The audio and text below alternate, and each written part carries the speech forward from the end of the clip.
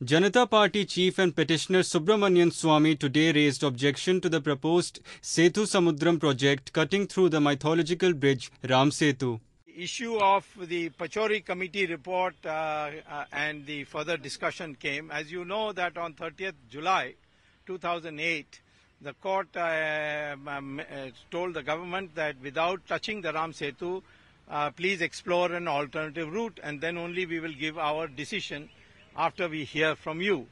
I had made a very strong case that this Setu Samudram project, if it is to cut through Ram Setu, it will be illegal, it will be arbitrary, and it will be unreasonable, and it will be a violation of Section 295 of the IPC, and therefore it will be a criminal offence. And therefore the court knew that the Ram Setu route is now not possible. Swamy also added that the court had given the central government 8 weeks to review it about the future development of the project.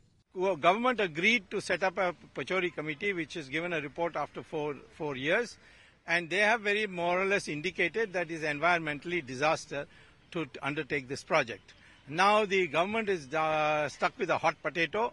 They don't know what to do politically. If they scrap the project, they are in trouble with their allies, particularly the DMK. And if they don't, then they will not have a chance in the court. They will get a bad thrashing in the court.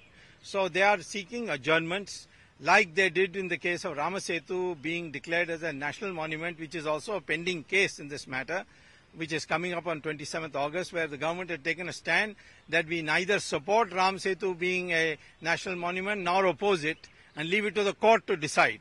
So the court will hear me on that day and decide whether Ram Setu should be declared as a national monument. With camera person Shivender, correspondent Sandeep Bol from New Delhi for ANI.